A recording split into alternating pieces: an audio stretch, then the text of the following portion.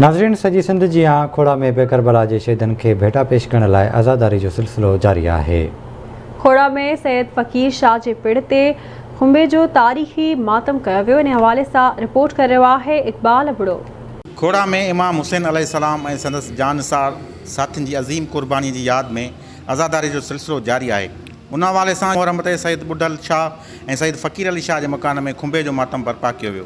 इन मौक़े ते सिंध शिया ऑर्गेनाइज़ेशन जे सदर सैयद सरकार अली शाह, सैयद फ़िज़ा हुसैन शाह, सैयद मुर्तज़ा शाह ऐं ॿियूं सां ॻाल्हाईंदे चयो त जेको ॾींहुं 6 ऐं 7 ऐं कंहिं जाइ ते 10 ओठी सवार साइण सुगरा जो ख़त खणी ईंदो आहे। इमाम हुसैन सां मिलण जी कोशिशि कंदो आहे, पर छाकाणि त इमाम हुसैन जन शहीद थी चुका हूंदा आहिनि, उन खां बाद हू जेको आहे जेके निशानियूं खणी ईंदो आहे, उहे निशानियूं ज़ाकिर हुन खां पुछंदो आहे, बाबा तूं पहिरीं निशानियूं ॾे, असां सरकार वटि पहुचाईंदासीं।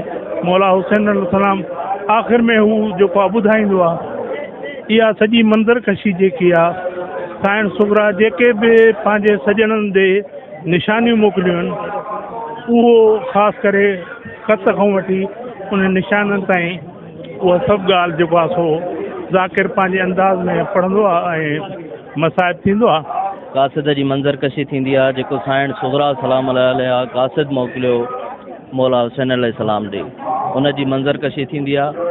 उन सां गॾोगॾु असां वटि क़दीमी अलम पाक 100 साल पुराणो अलम पाक, जेको मौजज़े वारो अलम पाक सॾिबो आहे, ऐं उन मौजज़े वारे अलम पाक खे ॾिसण जे लाइ पूरी सिंध खां, पूरी इंटीरियर सिंध खां हज़ारनि जी तादाद में मोमिनीन शिरकत कंदा आहिनि। नसब थियल आहे असांजे वॾड़नि जो, ऐं जेको आहे असांजी 8वीं पीढ़ी आहे जेका असां जेको आहे सो ही खुंबो मल्हायूं था पिया, ऐं हर साल जेको आहे सो मल्हाईंदा रहंदा आहियूं। कासिद पेश कयो वेंदो आहे जेको मदीने खां आयल आहे करबला में, ऐं उहो इमाम हुसैन जे हवाले सां उन खां पुछंदो आहे, ऐं उहे सनी हा, उहे जेके ख़ासि निशानियूं आहिनि झूले जूं या कपिड़ा लटा ऐं मोड़ मौला अली अकबर जा, या इहे पेश कया वेंदा आहिनि, ताकी रसूमात खे उजागर करे ऐं आज़ादारी जे हवाले सां हिकिड़ी क़िस्म जी कई वेंदी आहे।